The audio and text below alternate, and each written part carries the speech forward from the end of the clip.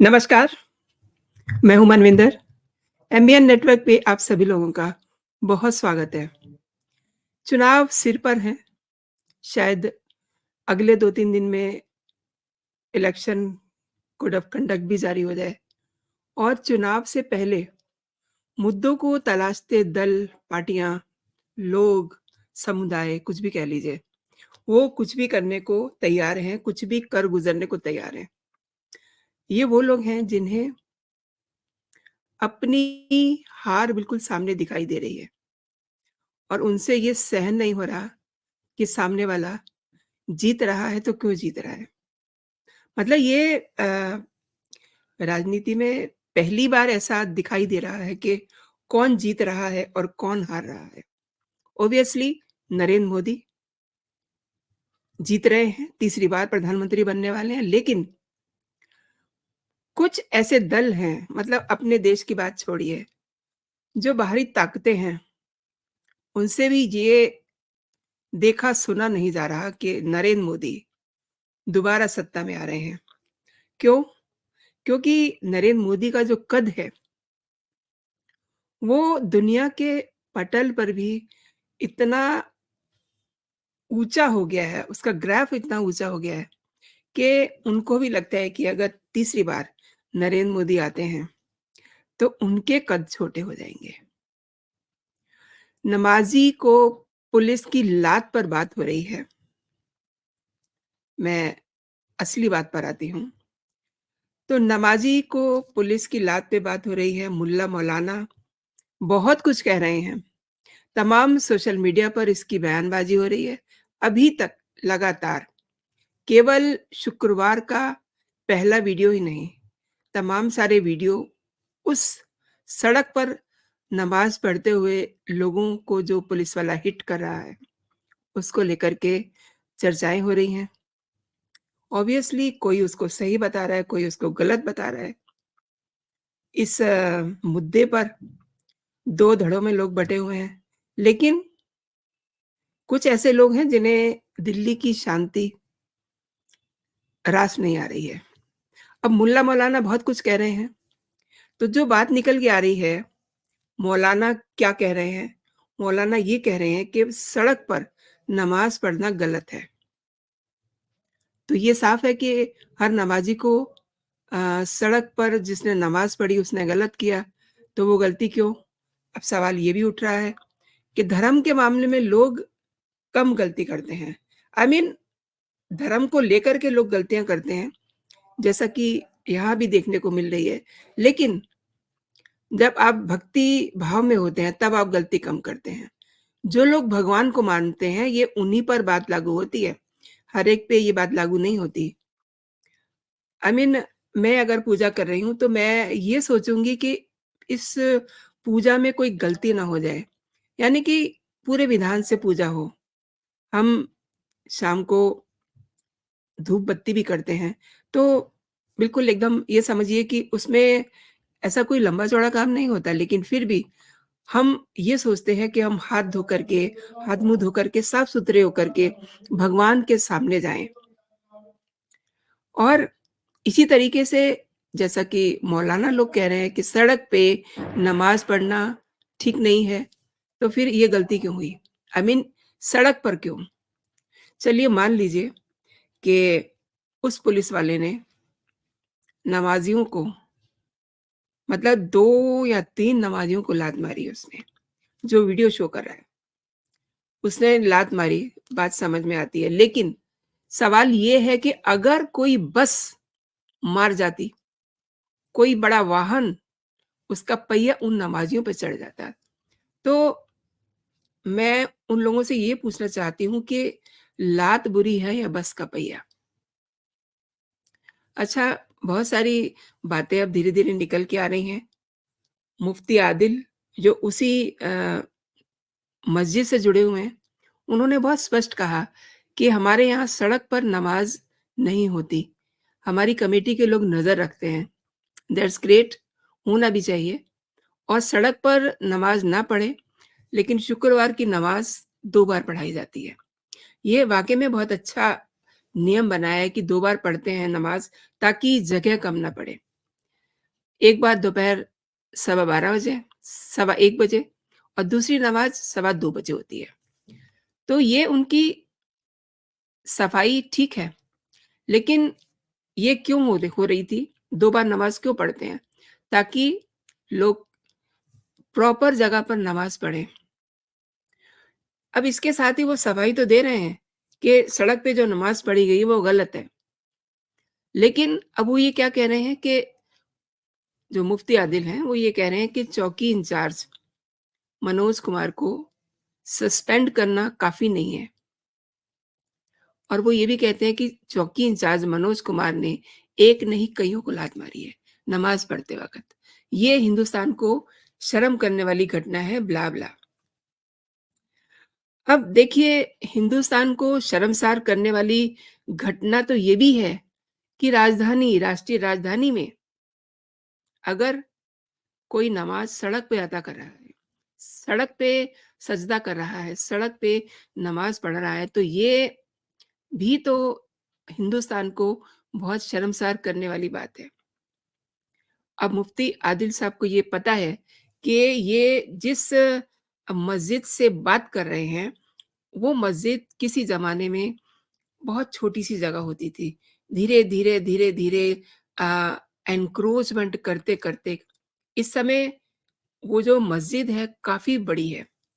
और दूसरी बात, सड़क पर जो नमाज़ पढ़ रहे हैं उनको मतलब लात की जगह कोई पहिया कुचल जाता, इस बात पे किसी ने गौर नहीं किया है। सिर्फ़ उस पुलिस वाले की लात पर बात हो रही है। तो मैं इस लात पर थोड़ी-सी और बात ऐड ऑन करना चाहती हूँ।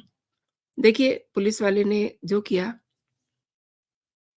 उसे सही तो नहीं ठहराया जा सकता। लेकिन आप पुलिस वाले की ड्यूटी को थोड़ा-सा एनालिसिस करें। एक व्यक्ति मतलब अमूमन जो लोग नौकरियाँ करते हैं, वो ऑफ़िसेज़ में करते हैं, एसी ऑफ़िसेज़ में करते हैं।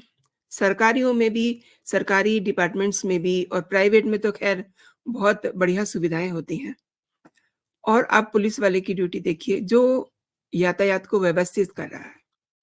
वो सुबह से लेकर के शाम तक, अब आँधी हो, सर्दी हो या कड़कती धूप हो, उसको वहीं खड़े होकर के ड्यूटी करनी है। तो आप उसको थोड़ा-सा उसका मेंटल स्टेट क्या होता है, आई मीन वो किस स्थिति में होता है।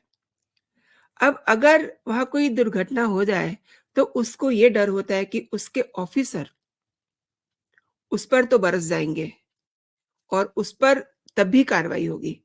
अब उसने लात मारी है, तब भी उस पे कार्रवाई हुई है। तो 1 मिनट के लिए आप खुद को वहाँ खड़े होकर करके देखिए, रख कर के देखिए, सर्दी, गर्मी, बरसात, आँधी, धक्कड़ कुछ भी हो, उसको वहीं खड़े होकर के ड्यूटी करनी है, ताकि यातायात स्मूथ रहे। किसके लिए? आपके और हमारे लिए। जब अक्सर हम जैम में फँसते हैं, तो हम बहुत कोसते हैं, अरे कोई ड्यूटी नहीं कर रहा।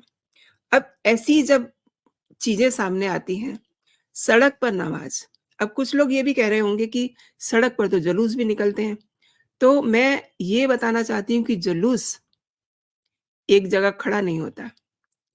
जुलूस आप आसन बिछा कर के वहाँ पर नहीं निकालते हैं। I want to tell you कि वो स्टिल नहीं होता, वो चलता रहता है। वाहन देख कर के वो इधर-उधर हो जाएगा, लेकिन जब आप सजदे में हैं, जब आपका फ़ोकस बिल्कुल भगवान से जुड़ा हुआ है, तब आपको नहीं पता चलेगा कि कोई वाहन आपको टक्कर मार के भी जा सकता है, क्योंकि आप प्रैक्टिकली देखिए, बस कितनी हाइट पर है, आप नीचे बैठे हुए हैं। अगर कंडक्टर भी ज़रा-सी, बस ड्राइवर भी ज़रा-सी लापरवाही कर दे, तो कितना बड़ा इश्यू बन जाता है। मैं जो मनोज कुमार हैं, उनकी तरफ से बात नहीं कर रही हूँ। बहुत सारे देश में ऐसे मनोज कुमार हैं, जो अपनी ड्यूटी ईमानदारी से करते हैं और end of the day some time उनको ये सब भुगतना पड़ता है। अब आप दूसरी बात ये भी देखिए कि उसने 2-3 लोगों को लात मारी, मैं उसकी ये अच्छी बात नहीं है, लेकिन अगर उस झुंड को वो बैठ-बैठ करके उठाते, तो क्या ये प्रैक्टिकली संभव था? कितने सारे लोग बैठे हुए थे? वहाँ कोई 2, 4, 5 लोग नहीं थे। वहाँ बहुत सारे लोग बैठे थे सड़क पे। तो सड़क पर बैठना पहले आप जस्टिफ़ाई कीजिए। जैसा कि मौलाना साहब ने कहा है कि ये ठीक नहीं है, सड़क पे नमाज़ नहीं होनी चाहिए। लेकिन वो साथ में ये भी कह रहे हैं कि जो पुलिसकर्मी को सज़ा दी गई है, यानी कि सस्पेंशन, वो उसके लिए काफ़ी नहीं है। तो फिर उसके लिए क्या होना चाहिए? क्या मतलब मौलवी साहब ये चाहते हैं कि उसको फांसी लगा दी जाए? मतलब ये बात लात पर बात इतनी ज़्यादा हो रही है, तो मैंने सोचा कि आप लोगों से मैं भी थोड़ी मैं भी थोड़ी-सी आपसे बात कर लूँ। वायरल वीडियो में 3 पुलिस वाले दिख रहे हैं। इसमें साफ दिखाई दे रहा है, नो डाउट, मैं साफ कह रही हूँ कि मनोज कुमार ने हिट किया। लेकिन ये जो बात है कि वो पिटाई कर रहे हैं, मार रहे हैं, ये गलत है। और आप ये देखिए, अ, मैंने शुरुआत की थी चुनाव को लेकर के, और जब आप इस वीडियो को ध्यान से देखेंगे ना, तो पहली बात तो ये कि हिंदुस्तान की जो बात कर रहे हैं कि हिंदुस्तान शर्मसार है, तो उस वीडियो में साफ सुनाई दे रही है अज़ान मस्जिद से। इट मीन्स मस्जिद बिल्कुल सामने ही है, एक बात। दूसरी बात ये कि उसमें ज़्यादातर लोग जो हैं, उस सीन को अपने मोबाइल में कैद कर रहे हैं। इट मीन्स वो सारा सीन बनाया हुआ था, और वो कर्मी जो है, अपनी ड्यूटी करता-करता उनके जाल में फँस गया। तो आप इसे क्या कहेंगे? और आप एक चीज़ और गौर कीजिए, आप उसको वीडियो को ध्यान से सुनिए, देखिए, तो वहाँ पर बहुत सारे ऐसे लोग ऑल ऑफ सडन आ जाते हैं।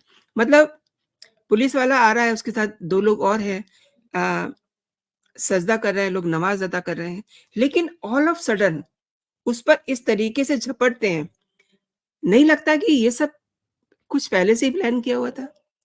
यानी कि बहुत सारी ऐसी ताकतें हैं जो दिल्ली में घुस करके वहाँ की शांति भंग करना चाहती हैं।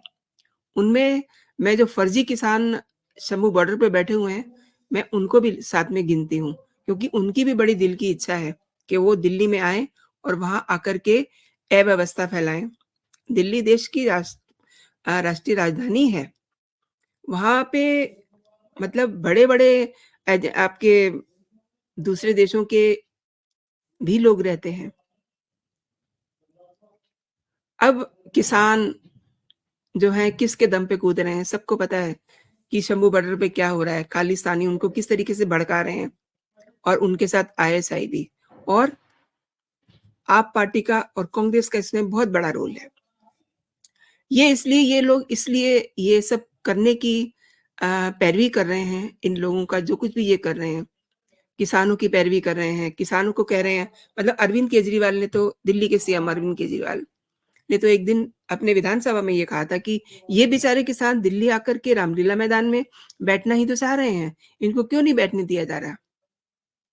तो ऐसी बातें ये कह करके ये साबित कर रहे हैं कि दिल्ली शांति से चल रही है, इनको बर्दाश्त नहीं हो रहा है।